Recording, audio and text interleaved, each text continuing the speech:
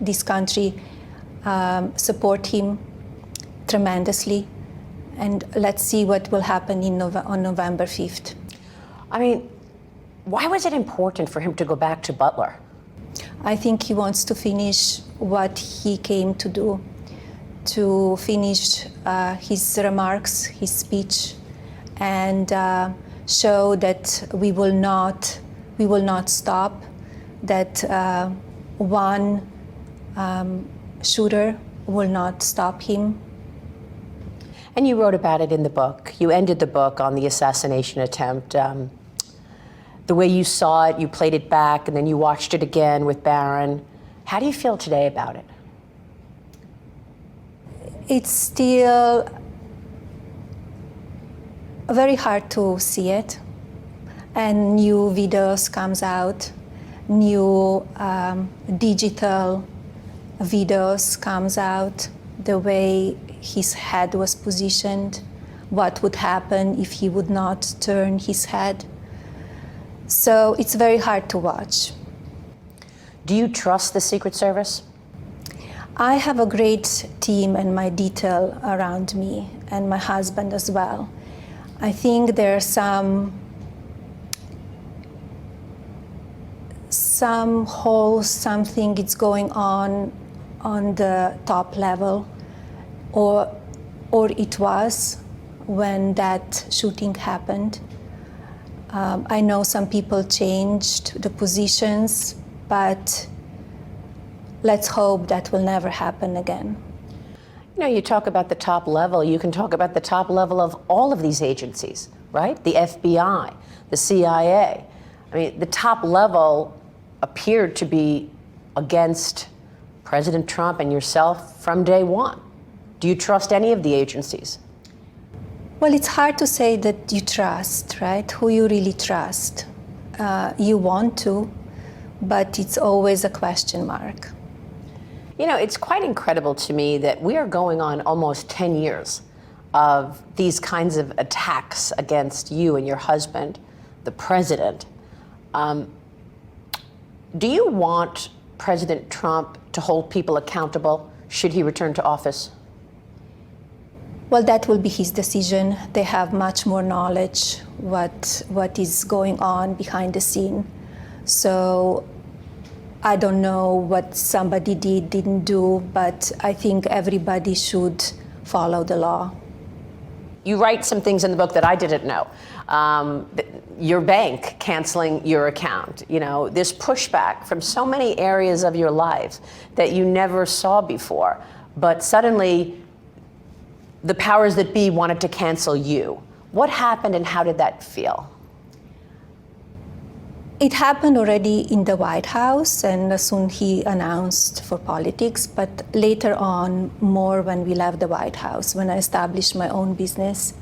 As you said, the bank suddenly informed me they will not be able to do business with me anymore.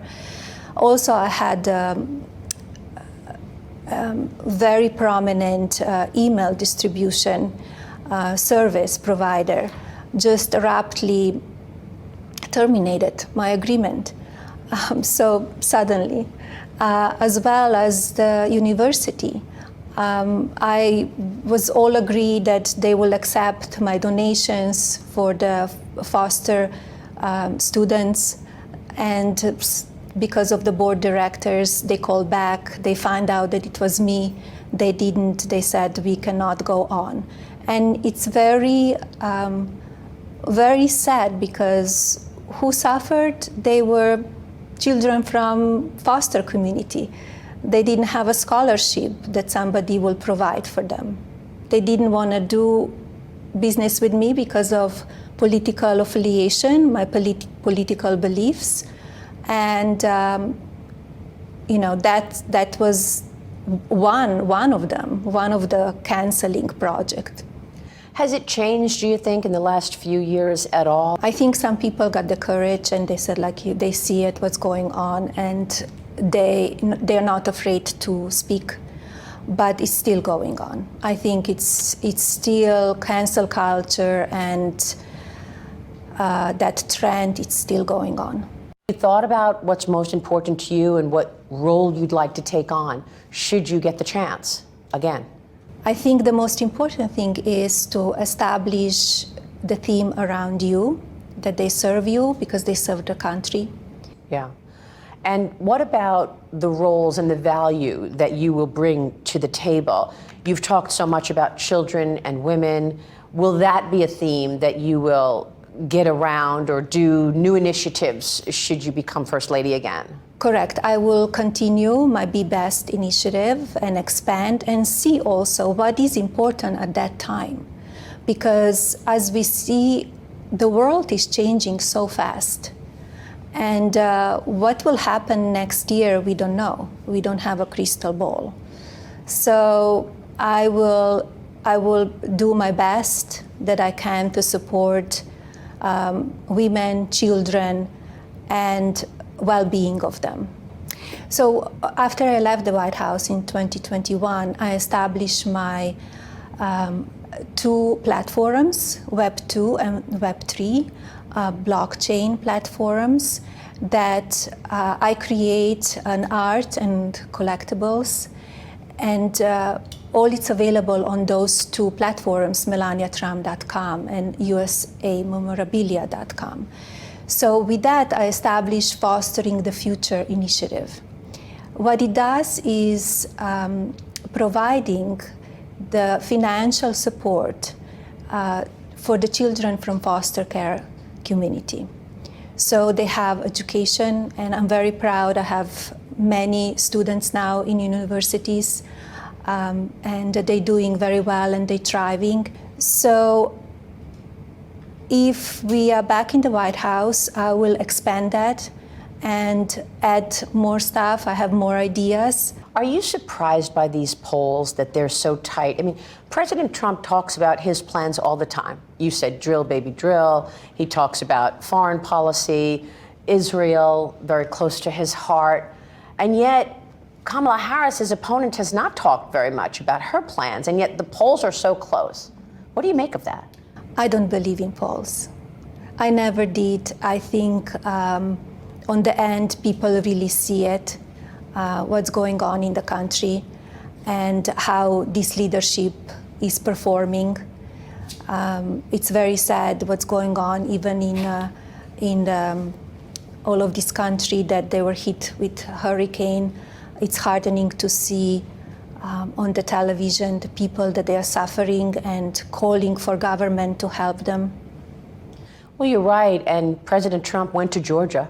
He was first to go to Georgia, and then President Biden went after President Trump went. And also he went to North Carolina, and now Kamala Harris is going to North Carolina. Those pictures are incredible. People hanging from trees.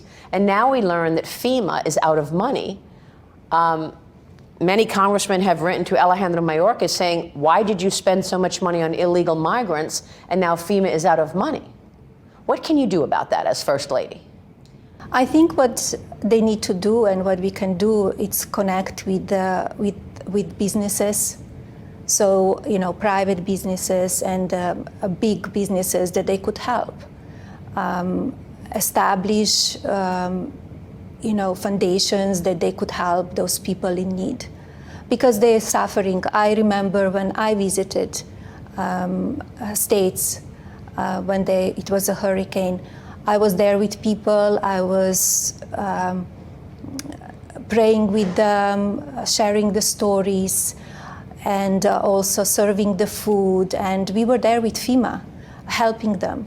And I think it's very important that they see that they have support behind them and that they will be okay. Just the fact that you're on the ground gives people the support. Correct. Melania, you also write about abortion in the book. You write that you are staunchly for a woman's right to choose. You are pro-choice. You write, it is imperative to guarantee that women have autonomy in deciding their preference in having children based on their own convictions, free from intervention or pressure from government. Had you spoken to President Trump about that before you wrote that in the book? Yes, he knew my position and my beliefs since the day we met. And I believe in individual freedom. I want to decide what I want to do with my body. I think I don't want government in my personal business. I think it's very important. And as I said in the book, and it's very well explained in the chapter, what does really my body, my choice means? Because timing really matters, and also the restrictions. So I encourage people to read it, because we live in the world that everybody should have individual freedom. It was interesting that you wrote this in the book right before a presidential election. Well, that was not written in the last week or the last month. These are your convictions. Correct, but that book was written months before, and it was in a print months before. So that was my belief, and it is my belief, and I wanted to put it in the book because I want to be authentic. I want people to read the book because they could find out a lot of things that were never discussed. I'm very selective what I do, and when I'm doing interviews or not, or where I am or not. And this is my story. This is my perspective and the truth. And there is a lot of misinformation about me and falsehoods written about me. So that book, Melania, it will bring my truth and the truth. How do you think the Republicans and President Trump have handled this issue? He knew my beliefs, as I said, so he knew it will be in the book. He let me be who I am, and he let me believe what I believe. He let me be my own person, and he respects that, and I respect that as I let him be his own person. He has different beliefs, and he will do what he believes. He will be, if he will be elected official. And you're not worried about people saying, I can't vote for this ticket because of this issue? I don't worry. Everybody needs to decide what they want to do. Melania, you talk so lovingly about your mother in the book. I know you lost your mother in the last 2 years. Tell me about your mother. You got an outpouring of love after she passed. Yes, I did. And to everybody, I want to thank for beautiful letters, prayers, very kind notes. From all over the world, I got so many beautiful letters. And thank you for that, everybody. My mother was a special woman. President Trump has spoken so warmly about her as well. Did they like your then boyfriend and husband, Donald? Yes, yes. My husband is very warm, and he loves his family, and they have a beautiful relationship with my mother. He appreciated how helpful she was. She was always with us, and also she was in the White House as well, because she was helping us raising and taking care of Baron when we were traveling and being busy and serving the country. So yes, she lived with us even now, all the time. She's with me all the time. Melania, what do you want to say to women who may have a picture of President Trump in their heads? They think they know who he is. What do you want to say to them that they may not know about your husband? They need to know that he is passionate about this country, passionate about women and men as well, everybody. He wants to make their life better, safe, prosperous. He's warm, he loves people, and I understand that maybe sometimes they see him tough, and some tweets, maybe they would not like it, and they didn't like it. I understand that, but he needs to fight back too. When he's attacked, he needs to fight back. He he only wants good for this country. The business of politics could be very mean and cutthroat. It's very, one day yes, one day no, one day they stand behind you, one day they don't. And it's a business that you need to be very tough and have a thick skin. And the fashion business gave me that, because I arrived in Milan all alone, and in Paris all alone, in New York all alone. So you need to be very strong and stand on your own 2 feet. Well, you must be very strong to have handled all of this and to be supportive of President Trump. Are you ready to do it again? Here we are. We are on, 30 days from the election, and people will decide what they would like for this country. But are you ready? We are ready. We are here.